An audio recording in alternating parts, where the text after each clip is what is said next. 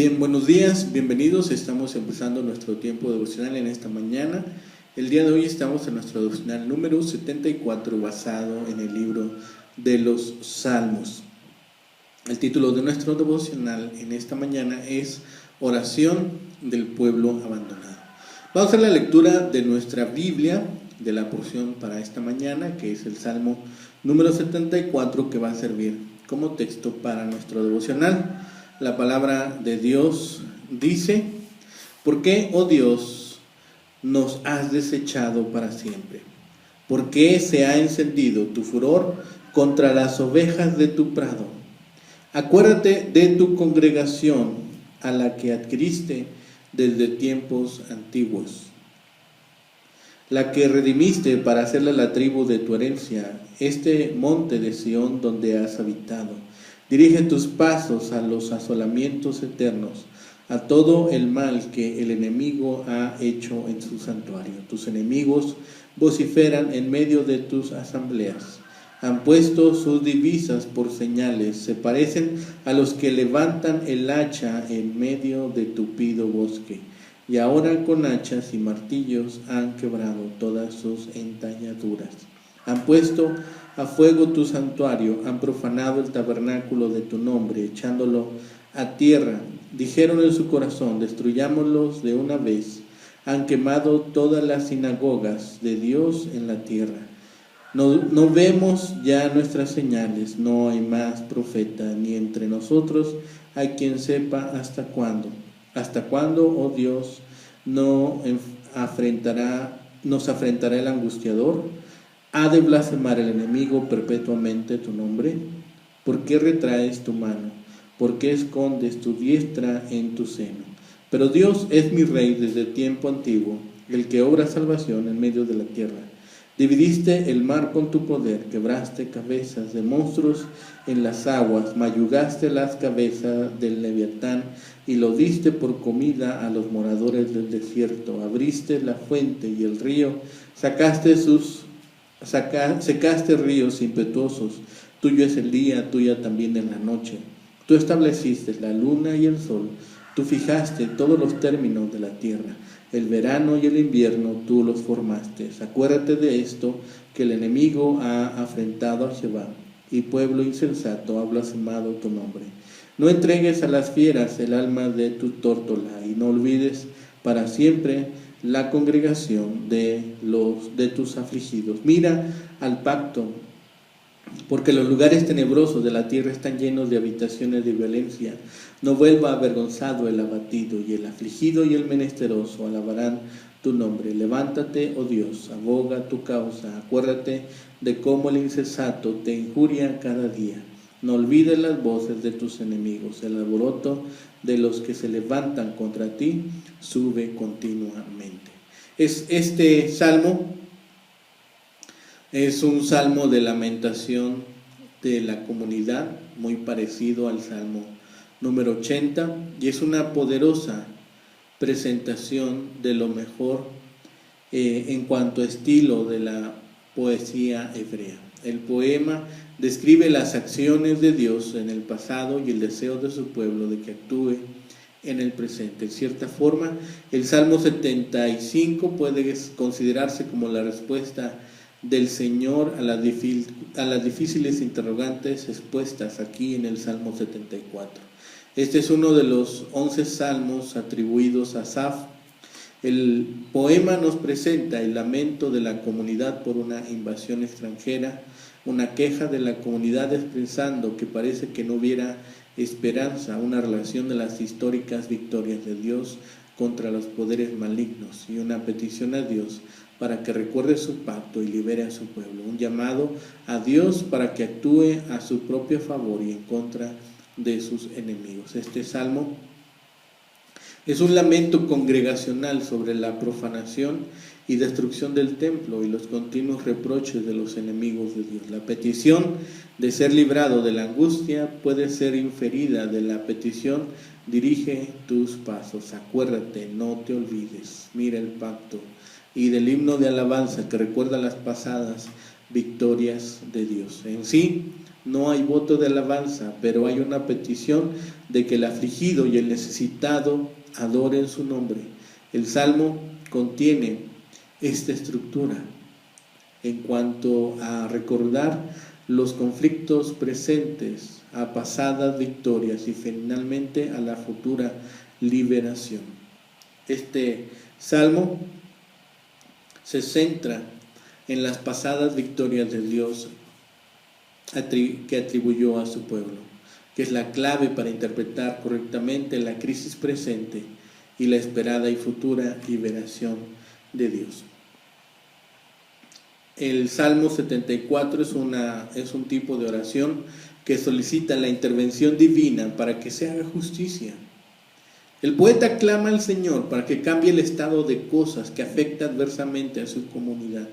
Reunido en las mismas ruinas del templo que había sido destruido y profanado por los ejércitos babilónicos, el pueblo de Israel apela al Señor y expresa sus angustias y dolores al percatarse de las consecuencias e implicaciones físicas, económicas, morales, políticas y religiosas de la catástrofe que se produjo con la derrota militar, la deportación del liderato del pueblo y el exilio a Babilonia. La comunidad se siente abandonada y desmoralizada y le pide a Dios su pronta intervención, ayuda y socorro. Este poema es el que nos relata la tragedia nacional en la cual se encuentra sumida ahora Israel. Quizá el autor del Salmo es un poeta que presenció la guerra y experimentó los dolores relacionados con esa devastadora derrota militar. Por eso, al principio, en los primeros 9 versículos, vemos el dolor por el abandono divino. El Salmo comienza con una serie de preguntas clave que ponen claramente en perspectiva la preocupación del poeta. ¿Por qué han sucedido estos eventos inimaginables? ¿Hasta cuándo durará esta situación desesperante? ¿Por qué Dios ha desechado a su pueblo? ¿Por qué el Señor, conocido como el pastor de su pueblo, ha manifestado su furor contra su rebaño? ¿Será el juicio divino para siempre o eterno? Junto a las preguntas fundamentales del poeta se incluyen 2 clamores. En el primero solicita el recuerdo divino y el segundo reclama la visita del Señor. El salmista, amparado en la angustia que le embarga, le pide a Dios que se acuerde de su congregación, que recuerde a su pueblo. Y junto a su clamor, el poeta evoca las manifestaciones divinas que le dan sentido de pertenencia e identidad a Israel. El acto de la selección desde los tiempos antiguos, en referencia con el pacto con Abraham, la redención divina para ser la tribu de su herencia, en alusión a la liberación en Egipto, y la ubicación del santuario y la habitación del Señor en Sión, donde estaba enclavado el templo, que apunta hacia el pacto hecho con el rey David. El salmista le suplica pues a Dios que se percate de todo el mal que los ejércitos babilónicos hicieron en Jerusalén. La oración revela la profundidad de la crisis que pone en evidencia la extensión de la dificultad. La imagen del pastor contrasta en relación con la antigüedad, contrasta con que en la antigüedad se pensaba que los pastores tenían con sus rebaños ovejas de su prado, y la hostilidad que presuponen las acciones del juicio divino que el pueblo experimenta con la crisis babilónica. Los símbolos nacionales han sido destruidos, el pueblo está en peligro de perder su identidad. Los enemigos babilónicos gritan en medio del pueblo y han puesto señales de triunfo en la ciudad que son posiblemente estándares públicos con los cuales proclaman la victoria de sus dioses. El poeta describe las secciones bélicas del ejército invasor con la figura del leñador que trabaja con sus hachas y martillos para abrirse paso en el bosque. El objetivo de la imagen es doble: subrayar la violencia de la invasión y presentar la destrucción total de la ciudad. Además, quemaron impunemente el templo y lo destruyeron, que era entendido como una profanación del nombre divino. En la segunda parte, del versículo 10 al 17, el poema comienza con la pregunta anterior: ¿hasta cuándo, Señor? ¿Hasta cuándo? Fundamentado en su preocupación existencial, el salmista inquiere en torno a los insultos y las blasfemias de los enemigos. De acuerdo con este análisis, la humillación del pueblo es también una afrenta a Dios y las respuestas divinas son formas de defender su honor. El poeta no entiende la inacción divina, que describe como si Dios escondiera su mano. En la antigüedad se pensaba que la mano derecha era símbolo de acción, poder y autoridad.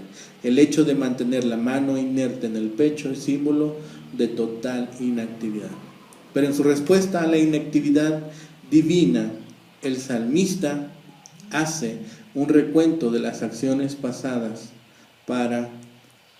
del Señor en favor de su pueblo. Se pone de manifiesto en el poema un himno de alabanza, confianza y profesión de fe, que se fundamenta en la seguridad de que Dios es Rey y que ha manifestado su poder salvador y libertador a través de la historia de su pueblo. El Señor, según el poema, dividió el mar, que repite la alusión al Mar Rojo y la victoria sobre los ejércitos egipcios.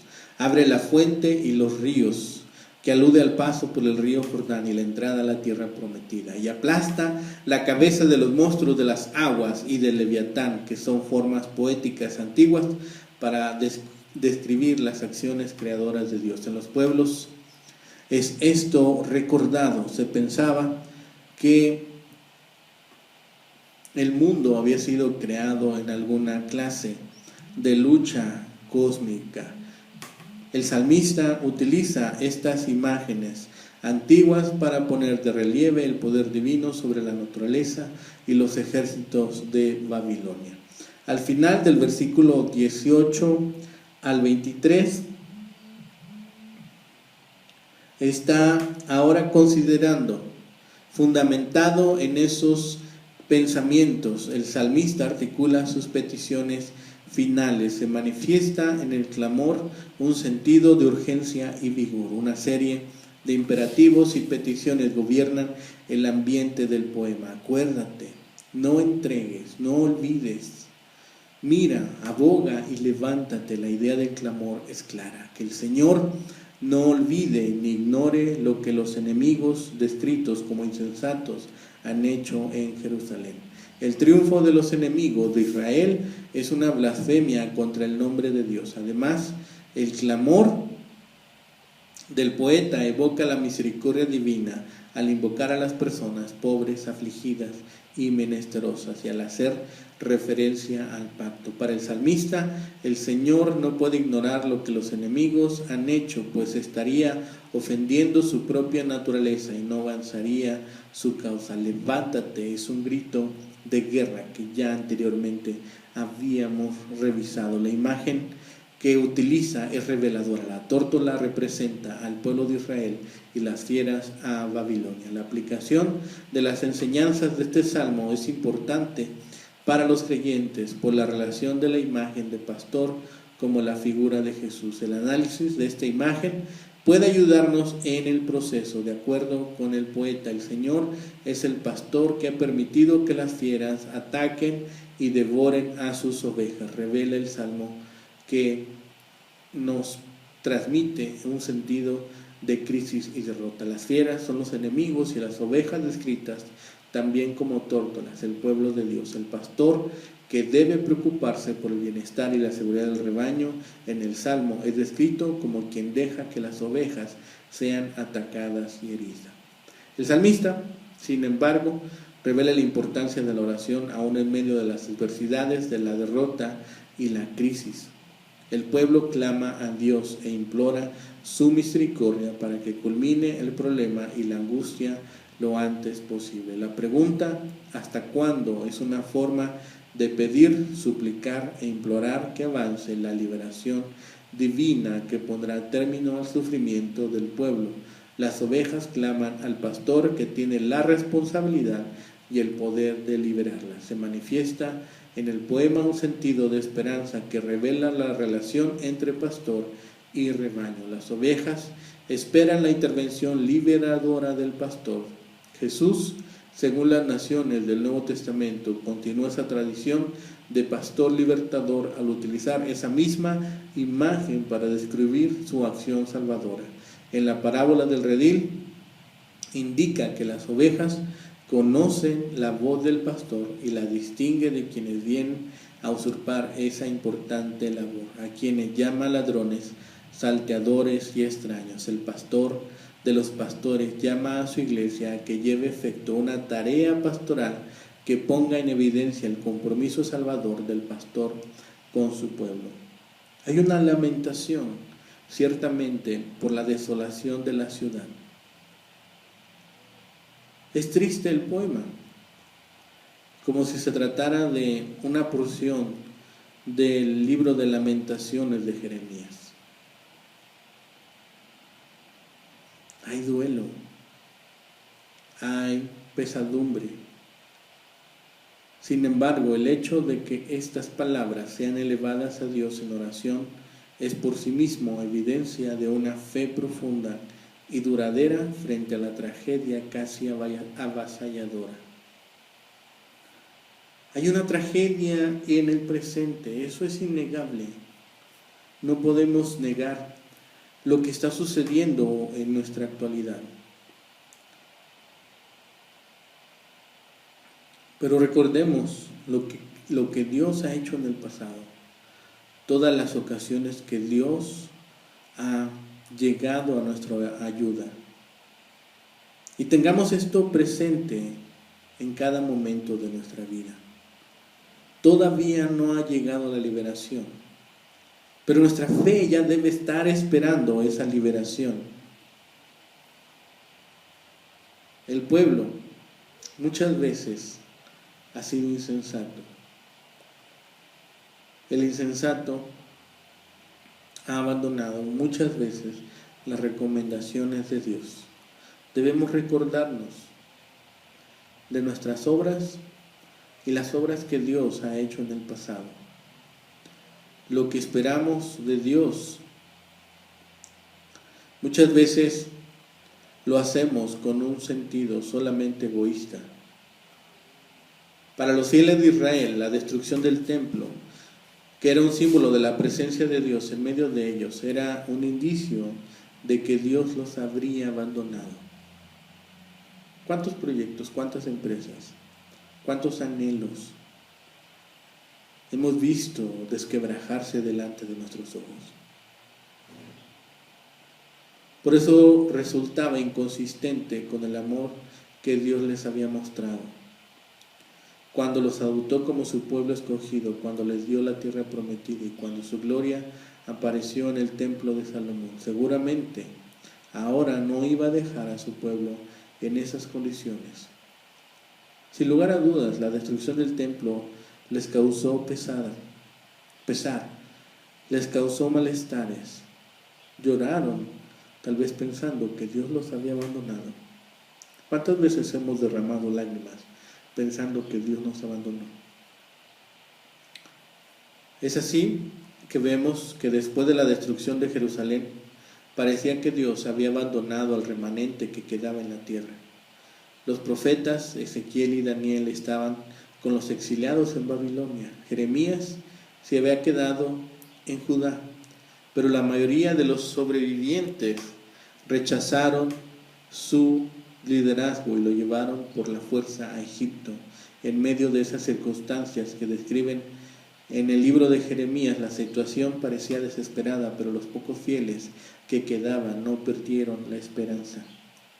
En Israel, a algunos tal vez les pareció que Dios no hacía nada porque no podía hacer nada. Esa es la idea descartada que nosotros podemos llevar a tierra cuando vemos la creación del mundo.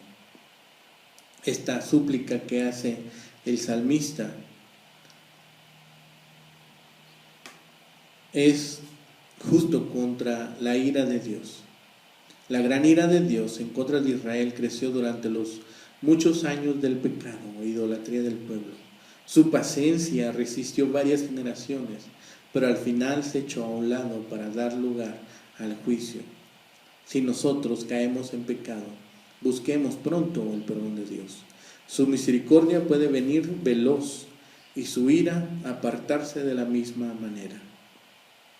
Pero si persistimos en pecar, no nos sorprendamos si la paciencia de Dios se acaba y le cede el lugar al furor de Dios.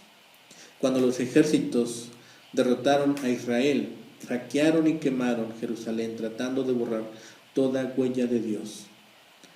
Esta ha sido a menudo la respuesta de la gente que odia a Dios. En la actitud, muchos tratan de borrar todas las huellas de Dios de las tradiciones de la sociedad y de los temas enseñados en las escuelas. Haga lo que esté a su alcance para ayudar a mantener una influencia cristiana, pero no se desaliente cuando aparezcan otros que progresen a pasos agigantados en eliminar las huellas de Dios, ya que no pueden eliminar su presencia entre los creyentes. Desde nuestra perspectiva, Dios parece que a veces es muy lento para intervenir a nuestro favor, pero lo que puede parecernos lento es el tiempo adecuado desde la perspectiva de Dios. Es muy difícil impacientarse porque Dios no actúa. Sin embargo, nunca dejemos de esperar en Él. Cuando Dios permanece en silencio mientras usted atraviesa profundas angustias, siga el método de este salmo.